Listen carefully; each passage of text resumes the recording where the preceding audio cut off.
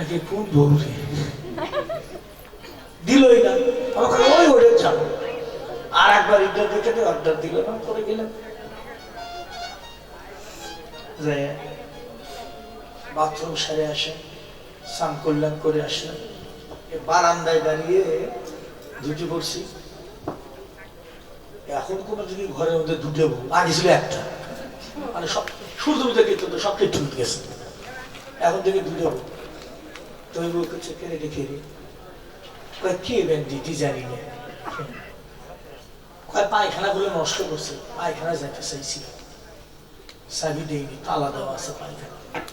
এখন ওরা দুই বউ ঘরের মধ্যে ঘরেছে, বাইরে আসে এক বউ বাইরে আছে, আসে আমার দিকে কয় এই এটাই না পাগলা দাদা, কি করছ তুই? এটাই তো তুলে দাদা। আমি হচ্ছে আর ভক্ত,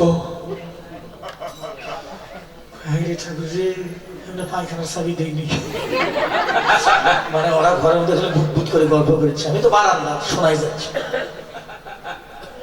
হাই সর্বনাথ, যে মানুষের জন্য জগৎ পাগল, তুই কি করছো? ওরা করছো তুই চাবি দিস নি, গেছি ইংরেজি কাপড় টাপড় পড়া শেষ, বউটা এসে সামনে দাঁড়াচ্ছে, দাদা কি দাদা ভুল হয়ে গেছে, ক্ষমা করে দেন, একটু ভেতরে আসে, হাত ধরে টানে, খালি দুটো বউ ভেতরে যাওয়া যায়, কথাটি বিপদ না, ছেলে মানুষ একটা, কেউ যদি দেখে ওরা কীর্তন খাবি হরি বলবি, খালি দুটো বউ। সে নিয়ে গেল, আমি তো না দিকে আমার কীর্তন স্যারে যাচ্ছে, আসলে যাই পরে যাই না, অল্প একটু। পরে ঘরের মধ্যে নিয়ে গেল, আমার নিয়ে যায় খাটের উপর বসতে দিয়ে মিষ্টি, আপেল, আঙ্গুর, আচ্ছা দাদা একটু খান, আচ্ছা না খাও না, আচ্ছা আপনার বাথরুমে সাজিয়ে দিলেন না, আর মিষ্টি খাওয়াচ্ছেন, বলছে দাদা সত্যি কথা কি, আসলে আপনাকে চিনতে পারি নাই, এবার বুঝাইতে পারছি তো, যার সনে নাই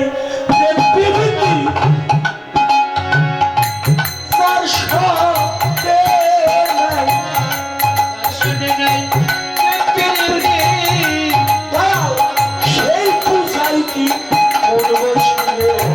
জানো না কিসে কৃষ্ণ ভজন জানো না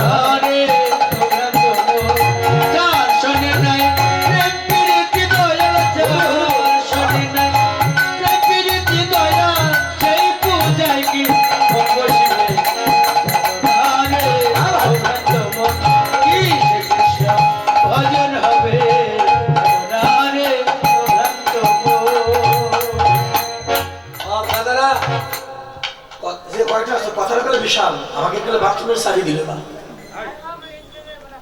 পরে আমাকে ঘরের মধ্যে নিয়ে গিয়ে দেখে সেবা দিলে, কারণ এতক্ষণ সে নিয়ে আমায় চিনতে পারেনি, তাই তো ভালোবাসা হয়নি।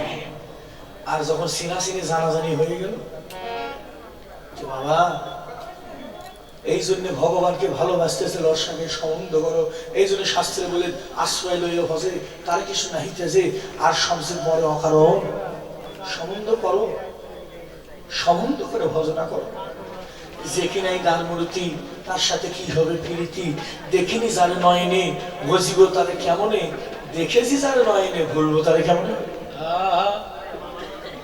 কৃষ্ণের অনুবাদ নয়, বর্তমান যার বদন দেখা মাত্র মনে জাগে আনন্দ, মনে জাগে আনন্দ,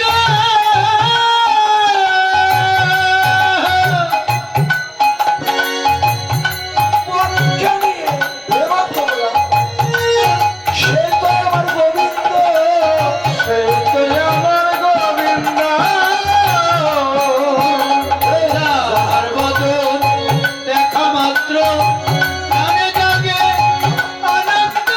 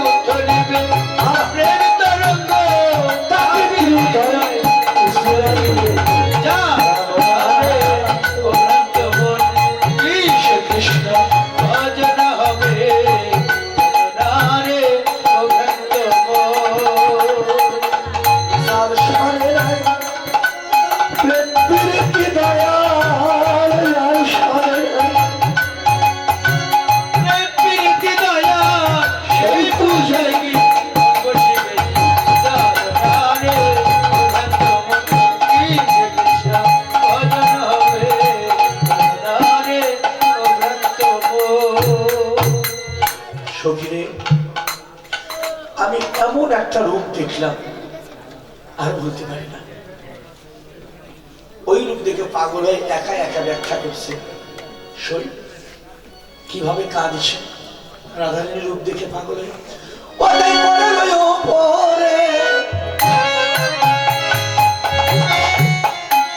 কপালে রাখিয়া মহাসখিনী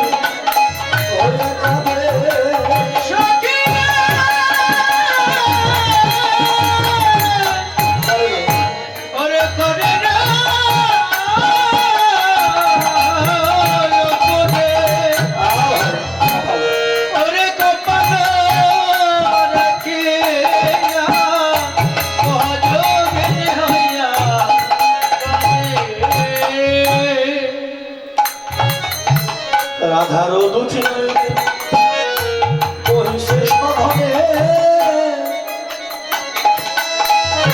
শ্রাবণে ঘেরো ধারা রাধারো দুটি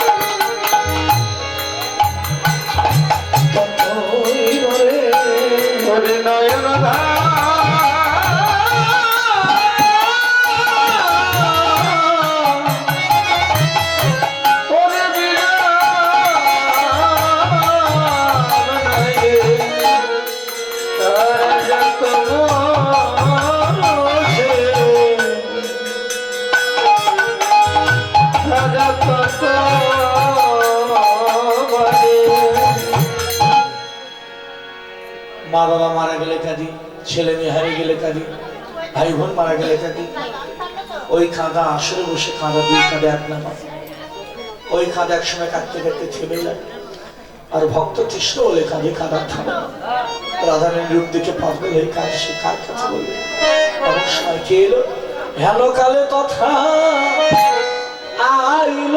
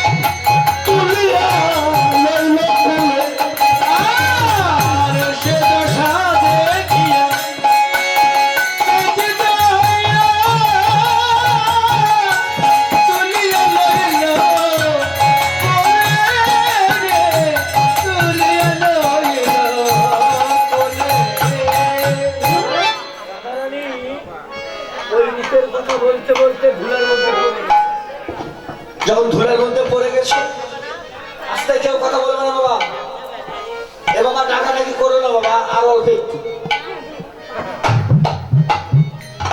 বৃন্দাবন থেকে ডাকে নিয়ে যাওয়া যায় না, বৃন্দাবনে ডেকে আনতে হবে। ললিতা রাধাকে কোলে নিল, রাধারানীর কাঁধে। ললিতা বলছে বলো বলো রাধে বলো বলো রাধে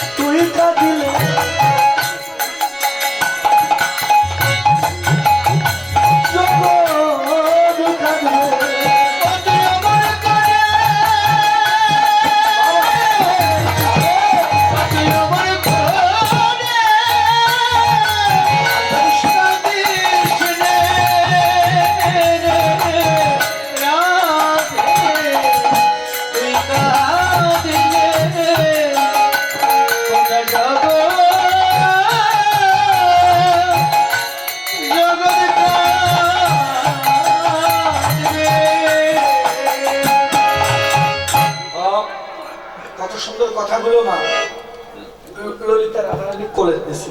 রাধে বল কাঁদিস কেন? আমরা তো তোমাকে শুকিয়েছি, বল কি হয়েছে? তুই কাঁদলে যে জগৎ কাঁদবে, কেন কাঁদিস? তোর তো অভাব নাই, কাঁদিস কেন? রাধারানী বললে এই বুঝি আসলি, এই তোদের আসার সময় হলো, সন্ধ্যা থেকে তোদের জন্য চিন্তা করছি, সূর্য বুঝে দেখা করে চলে গেলি, তারপর তোর আসলি না, কাঁদিস কেন? বল রাধে, ও রাধে তোর মনের কথা খুলে বল রাধে। কাঁদতে হলে আমরা রাধে কাঁদিতে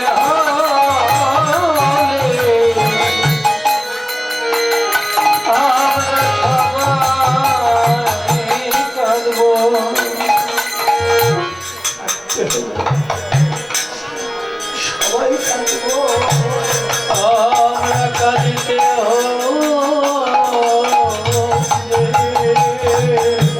সবাই কাঁদব, সবাই তুই একা একা কাঁদবি কেন? কাঁদিতে সবাই কাঁদব, তুই একা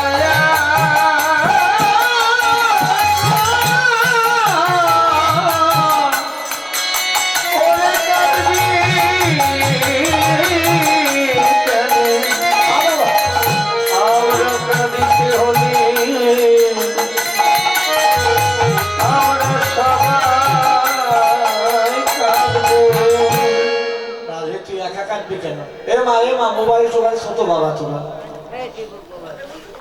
এই মোবাইলে হলো শয়তানের বিষ। সুখে থাকলে কারো চোখে জল আসে না, অভাবে পড়লেই খাবে। রাধে ওর খাদার কারণ কি? কারণ তুই তো অভাবী না, তোর বাবাও রাজা, তোর স্বামীও রাজা। রাধারানীর স্বামীর নাম ছিল মা আয়ান ঘোষ, আর রাধারানীর বাবার নাম ছিল বৃষভানু রাজা। এবং যার বাবাও রাজা, যার স্বামীও রাজা, তার কিসের অভাব বল না?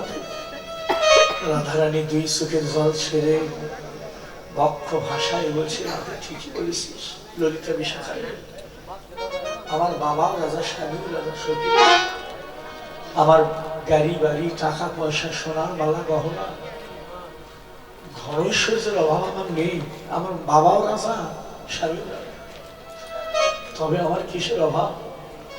ললিতা বলছে, বল তাহলে কেন কাঁদিস, কোন ধনের অভাব? রাধারানী কেঁদে বললো, সখী রে, আজ আমার যে কৃষ্ণ ধনে অভাব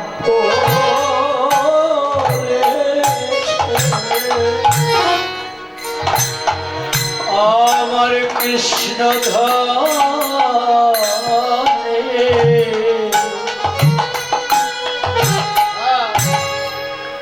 অভাব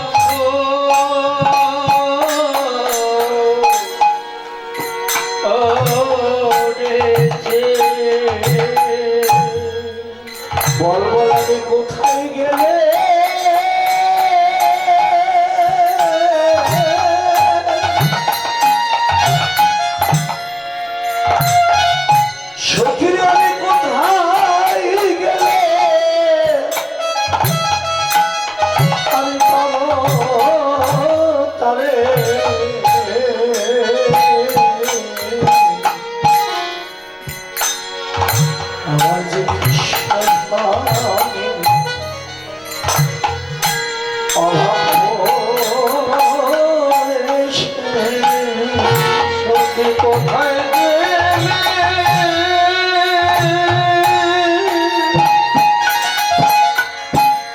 কোথায়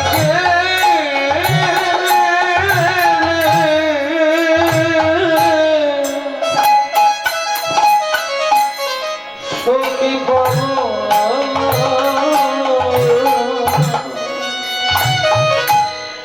পাবো তাদের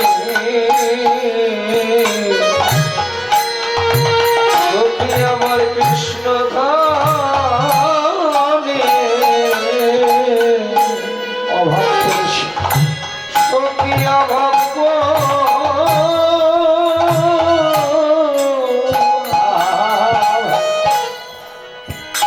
অভাব করেছে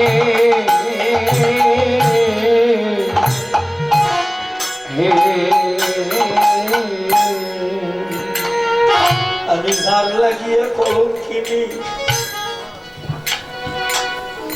আমি ঝাড়ে ভালোবেসে ভিখারি, আমি ঝাড়ে ভালোবেসে উন্মাদিনী, ঝাড়ে ভালোবেসে আমি কলঙ্কের ডালি মাথায় নিলাম। এখন সেবা কোথায়, আমি বা কোথায়, এখন সেবা কোথায় আমি বা কোথায়, সখীরে আমি বা বাবা ভালো কোথায় সুখিরে এমা যার জন্য যা তারে যদি না পাই তাহলে আমি কলঙ্কের ডালিটা মাথায় নিলাম কেন? এবং তোমার যারা বসে আসো আসলে তোমাকে কেউ কলঙ্কিনী কয় না, কিন্তু রাধারানীর ভালো নাম কলঙ্কিনী রাধে। তোমাদের জীবনে দুই একটা কলঙ্ক থাকলে থাকতে পারে, কেউ জানে কেউ জানে না, অনেকে গোপনেও থাকে। আর দিদি আমি সেদিন এই একটা বইয়ের নাম বলি রাধারাস সুধানিধি, রাধারাস সুধানিধি পড়ে দেখি তার ভিতরে লেখা আছে রাধারানীর জীবনে সে প্রদীপ দাদা কথাটা মনে রাখবেন, একটা দুটো কলঙ্ক নয়, তার জীবনে 18 প্রকারের কলঙ্কের কলঙ্কিনী, 18টা কলঙ্ক ছিল রাধার জীবনে। হয়তো কবেন যে দাদু আবার কি কথা, রাধারানী ভগবানের ভালোবাসে এত কলঙ্ক, অথচ দিদিমণি এ বোনেরা বৃন্দাবনে সবচাইতে বড় সাধু শ্রীমতী রাধারানী, সবচেয়ে বড় সাধু। তাহলে কলঙ্ক নিয়েও সাধু হওয়া যায়। তবে এর মধ্যে কথা আছে, হয়তো বলবেন যে দাদা এ কথা বুঝলেন না, এই জগতে কারো জীবনে একটা দুটো কলঙ্ক তাই তো সাধু হতে পারে না। কালির দাগ করে সে সাধু খাতা থেকে নাম বাদ যায়, আর 18টা কলঙ্ক তাও সে সাধু। দিদি বললে 18টা কলঙ্ক ছিল সত্য, কিন্তু কাউকে নিয়ে ওই কৃষ্ণরে নিয়েই হয়েছে, অন্য কারোর সাথে না। হ্যাঁ অন্য কারোর সাথে তাই দাদা। আর এখনকার ছেলে মেয়ে কি করে, আজ একটা, এক সপ্তাহ পরে যেতে আর একটা, উঠে আবার বাঁধতেছে, আবার আর একটা। ভুল করছি? যদি জিজ্ঞেস করে এই এই পরশু দিনে দেখো ওই ছেলের কাছে বসে, এখন আবার আরেকটার কাছে বসে আছে, দাদা পুরো ছেড়ে নতুন ভাবে তাতে বেরিয়ে রুচি এই জন্য তোরাই তো গলার দড়ি দিয়ে আগে মরে। এই ভালোবাসা দিলাম, তোমরা বসে আছো আমার শুনে যাও ভালোবাসা কি। প্রদীপ দাদা ভালোবাসা করেছিল নাকি বলো? তুমি তো বাউল গান গাও, তুমি জানো ভালোবাসা করেছিল সঙ্গীতা সরস্বতী। ভালোবাসা ভালো মা। আমার বাবা যদি আমার মাকে ভালো না বাসতো তাহলে আমার মতো দুলেল মহন্তের জন্ম আমি না কারণই হতো না। আমরা সবাই কিন্তু মা বাবার ভালোবাসার একটা ফসল। ভালোবাসাটা মন্দ বলি না, ভালোবাসার স্থান স্বর্গে, কিন্তু একটা কথা কি মা, সে ভালোবাসাটা যদি পুত পবিত্র থাকে,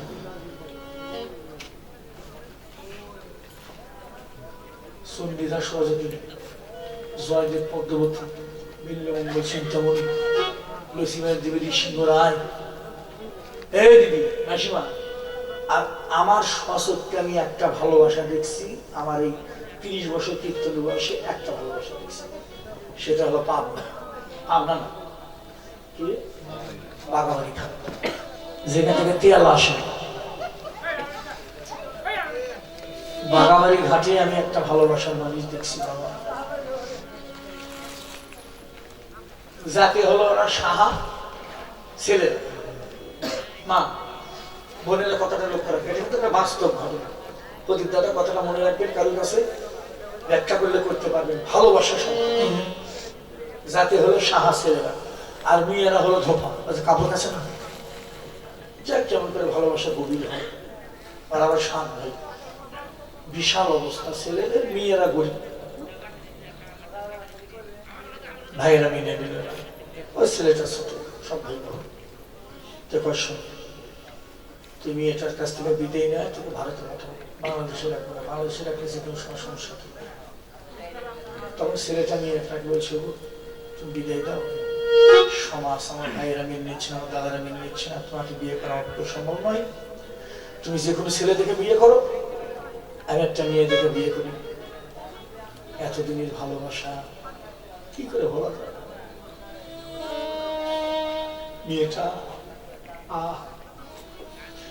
মেয়েটা দুই চোখের জলে কেঁদে বলছে, গো আমি তোমায় আশীর্বাদ করি, তুমি যে কোনো মেয়েকে বিয়ে করে তুমি সুখী হও, কিন্তু আমার জীবনে তুমি ছাড়া আর কাউকে আমি আমার হৃদয় স্থান দিতে পারো। তুমি যাও, আমি অনুমতি দিই, তুমি বিয়ে করে সুখী হও।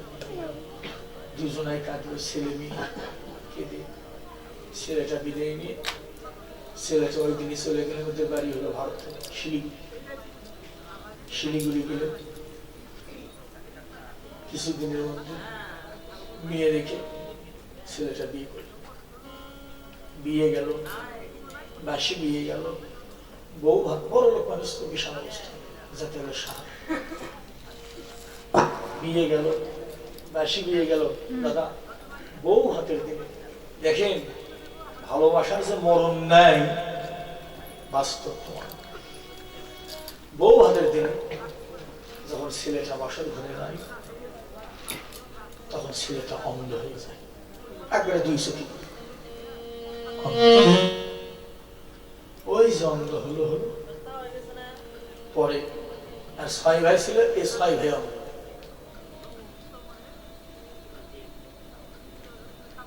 এখন একটা লোক কীর্তন করে আমাদের ওই বংশে।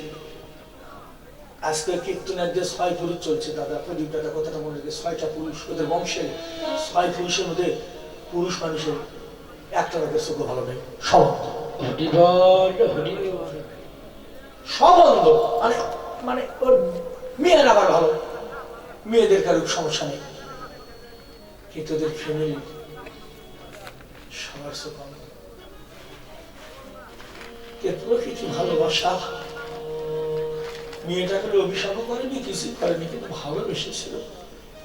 এমন ভাবে খাটাইলিটা বললেন, একজন অপরাধ করলো, 7 পুরুষ অপরাধের সাজা কাটলো। বীরেনের 2টো ছেলে, একটা 6-এ পড়ে, একটা 8-এ পড়ে। যাই 6-এ পড়ে ওর চোখটা ভালো আছে, যেটা 8-এ পড়ছে অন্ধ হয়ে গেছে। এই ছেলেটা অন্ধ হয়ে গেছে, আজও এখন আছে। ভালোবাসা নাই, প্রকৃতি ভালোবাসার মরণ হয়।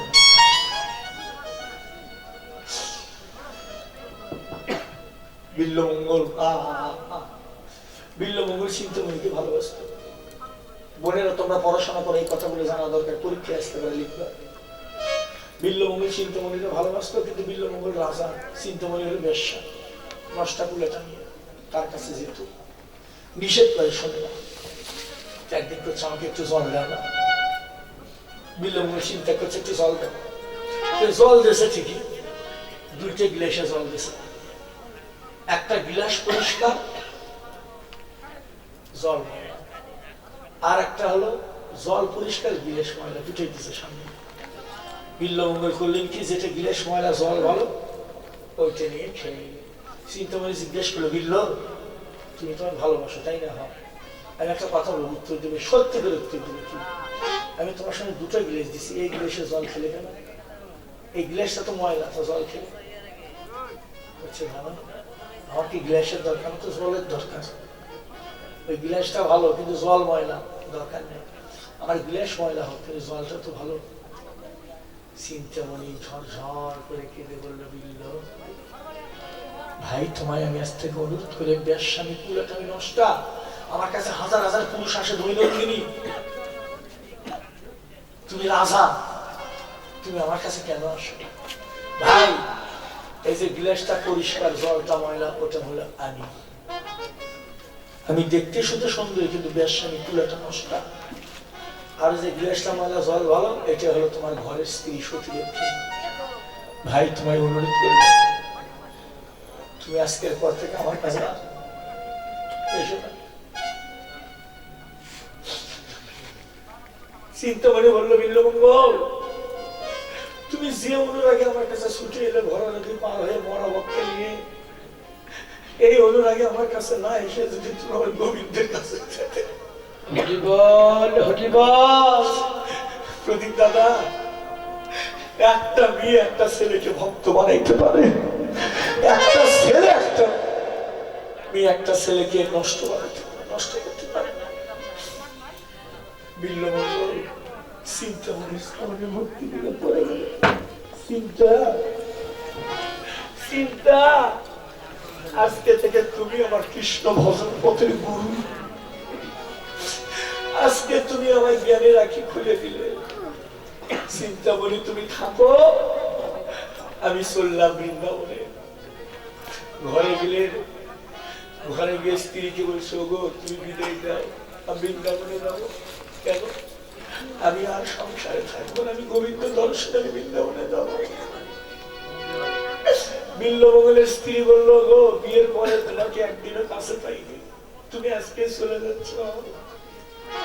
বিল্লমঙ্গলের স্ত্রীটা ছিল ভক্ত, বলছি, গো তুমি যাও, আমি বাধা দেব না, তুমি চলে গিয়ে গোবিন্দের সেবায় লাগো, আমি তোমার ঘরের লক্ষ্মী, আমার কর্তব্য স্বামীকে কৃষ্ণ ভজন পথে দেওয়া। তবে স্বামী তুমি বলে যাও, যেদিন আমার প্রাণ পাখি উড়ে যাবে, মারা যাবো, তোমার সাথে আমার দেখা হবে কিনা, আমি এখন কি করব, তুমি তো চলে যাচ্ছ। বিল্লমঙ্গল বলল, চিন্তা যদি কখনো কোনোদিন আমার কথা মনে পড়ে তোমার হৃদয়ে, তুমি মাটিতে লিখবে হরে কৃষ্ণ কৃষ্ণ কৃষ্ণ হরে হরে, হরে রাম রাম রাম হরে হরে। 16 অক্ষর লিখে, ও জয়া জয়া তুমি নামে গড়া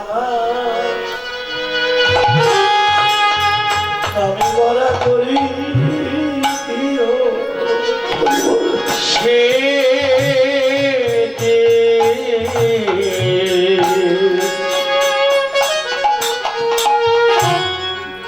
তুমি নামে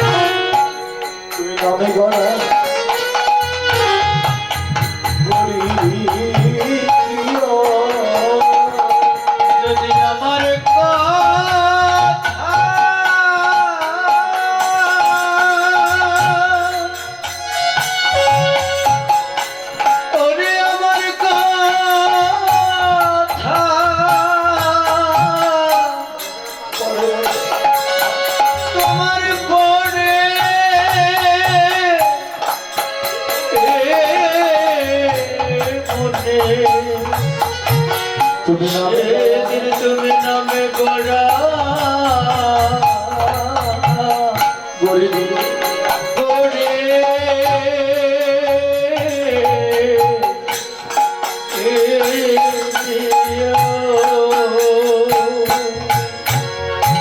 বিল্লমঙ্গল চলে গেল বৃন্দাবনে। দুই চোখ সুচ দিয়ে অন্ধ করে বৃন্দাবনের পথে পথে কেঁদে বেড়ায় বলে হাত ধরে নিয়ে চলো সখা, আমি তখন ছিলি না। পরে ভগবান মন্দির থেকে এসে নিজে হাত ধরে গিরিধারী মন্দিরে নিয়ে গেল। মা গো, প্রেমটা এমন, ভালোবাসাটা এমন, একটা নারী উল্টো দিকে দিতে পারে একটা নারীর কারণে। আজকে চিন্তামণি যদি না থাকতো তাহলে বিল্লমঙ্গল আজকে ভগবান প্রাপ্তি হতো না।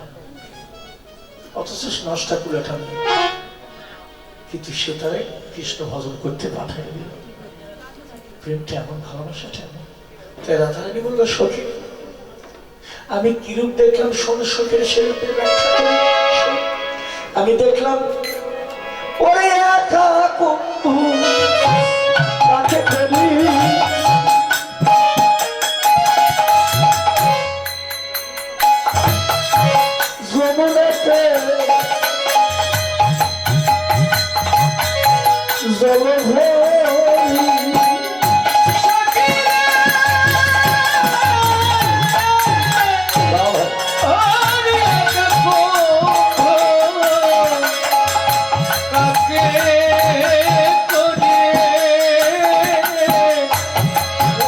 যমুনাতে জলভরি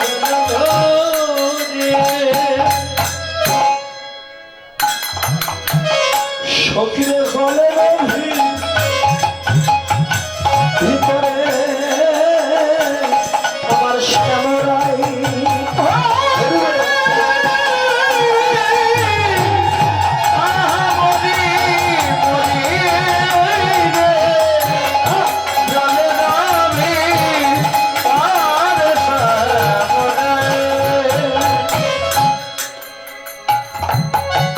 আমি কিরূপ দেখলাম সেই দেখলাম। আমি কি দেখলাম? পরে ফুলের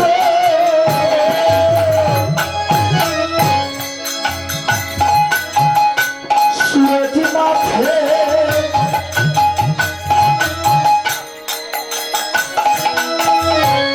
ওরে মোহন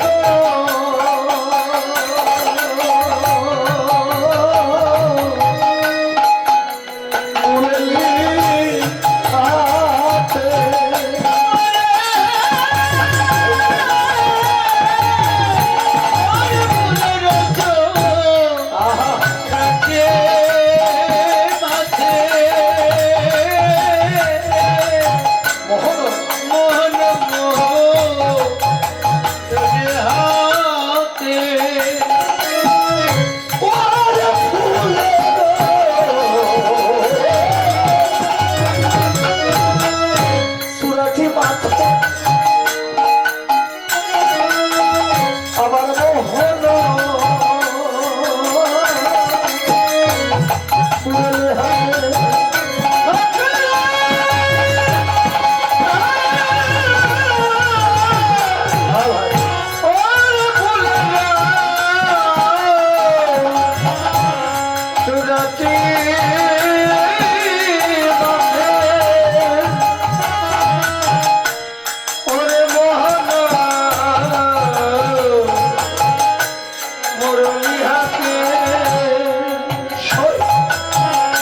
দেখলাম পুরো কানু ঝড়েতে মিশা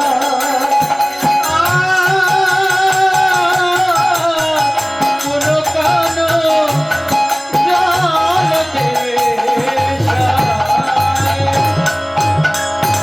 জলতে আমি এখনই দেখে সখী দে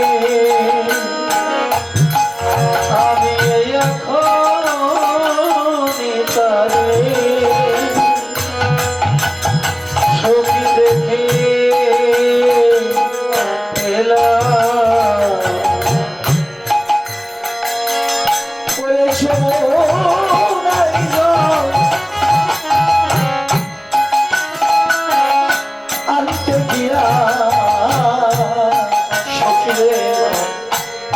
নিতাই দেখে আমি যমুনা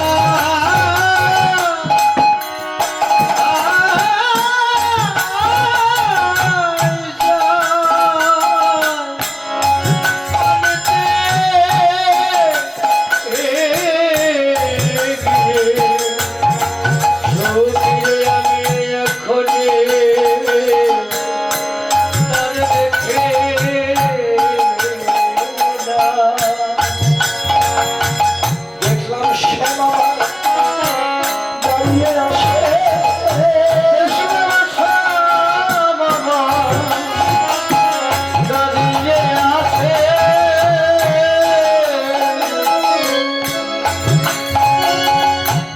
ওই যমুনার কুল করে আলো করে শ্যামা দাঁড়িয়ে আসে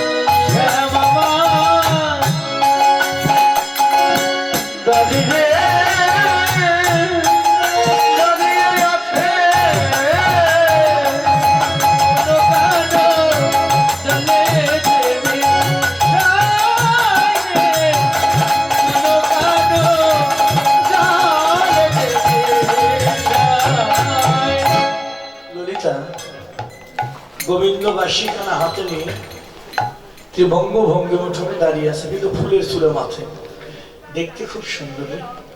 ওপর থেকে ব্যাখ্যা শুরু করলাম, খুব সুন্দর, খালি চূড়া না সখীরে, চূড়ার ওপরে আবার সে দেখি ও ললিতা ও বিশাখা, সখী তোরা সম্বর হয়ে বস, শান্ত হয়ে বস, ব্যাখ্যা করছি। চূড়ার ওপরে সে দেখি সখী,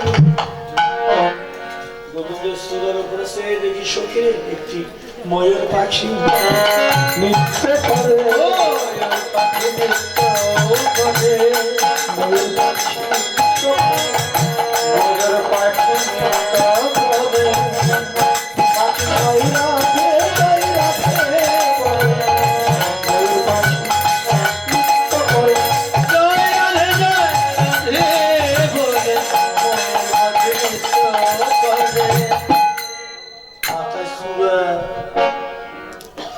ময়ূরের পাখা।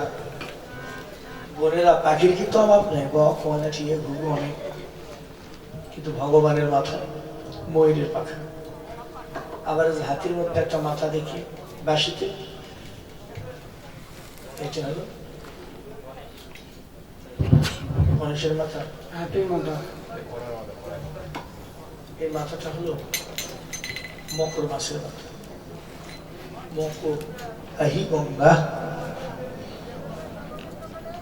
এই জগতে অনেক মাছ আছে বাবা, ডারকেরুই, কাতলা, সিলভার, অনেক মাছ, কিন্তু কোন মাছ ভগবানের বাসীতে আশ্রয় পেল। এই যে মকর মাছ পেল, মূল কারণ, কারণ মাছটা ভক্ত বাবা। রাধারানীকে ভালোবেসে গোবিন্দ দুই একবার গন্ধে সুমন দিত, শত শত সহস্রবার ভগবান সুমন দিত তার বাসীতে। কারণ মনে পড়লে রাধা বলে বাসে, তাহলে গৌরবের বাসী এবং বাসে সখীরে দাঁড়িয়ে আছে, আমি দেখে পাগল হলাম। তো নয় আমি তো কৃষ্ণ আমি ধরি ঘুরতে গেলাম, সখীরে অনেক ধন্যবাদ।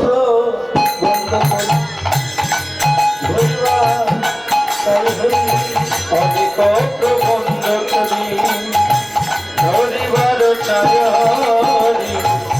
অনেক প্রবন্ধ করি ধরিবার অনেক প্রবন্ধ করি ধরিবার চায় আমি ধীরে ধীরে ধীরে ধীরে ধীরে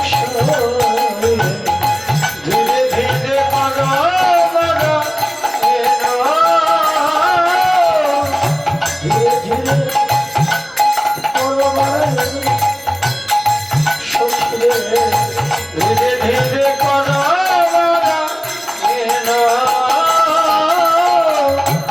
এই তোমার গোবিন্দ জলের মধ্যে এই তো কৃষ্ণবাসীকে দাঁড়িয়ে আছে জলের মধ্যে ধরতে গেলে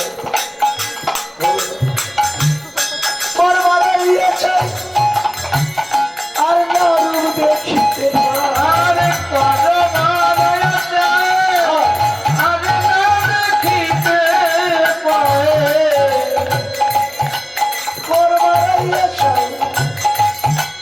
আর না ওই রূপ দেখিতে পায় আরে কদমালয়তে আরে রূপ দেখিতে পায়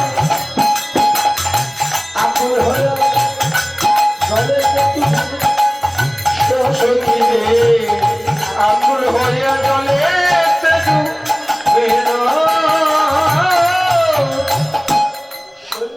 বুঝতে না দিলে মায়া জলে ছিল তার অঙ্গের ছায়া বুঝিতে না দিলে মায়া জলে ছিল অঙ্গ ছায়া স্বামী ছিল পদমের বাসা সখী রে স্বামী ছিল কদমের গাছে না হয় একবার দেখবি না না হয় একবার দেখলি না কেন বলে লিখায় অনুষ্ঠান না হয় একবার দেখবি না বললি তাই আমি সদা না হয় একবার দেখলি না কেন দেখলে গোবিন্দ ধরা দিতে জলের মাঝে ডুবে গেলি দেখলে গোবিন্দ ধরা দিত জলের মাঝে ডুবে গেল দেখলে গোবিন্দ ধরা দিত না হয় একবার দেখলি না কেন আরে তুমি ভুল দেখা দেখেছো যমুনার জলের মধ্যে কৃষ্ণ ছিল না কৃষ্ণ ছিল কোথায় বাবা মা যারা বৃন্দাবনে গেছে শুনে দেখবেন যমুনার গুলো একটা কদম গাছ আছে কদম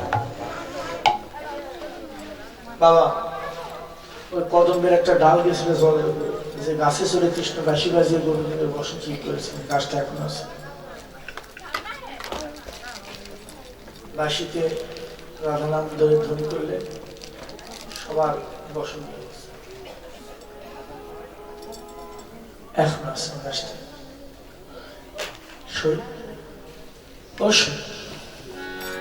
সে একটা ডাল গেছিল জলের উপরে ডালে বসা ছিল কৃষ্ণ তার ছায়া পড়ছে জলের উপরে ও রাধা তুমি ছায়া দেখে ভুলে গেছো ছায়া দেখে ভুলে গেছো ছায়া দেখে আজ ভুলে গেছো ছায়া দেখে ভুলে গেছো আগে আসল কৃষ্ণ এখনই রাধে ছায়া দেখে ভুলে গেছো আসল কৃষ্ণ দেখো নাই রে ছায়া দেখে ভুলে গেছো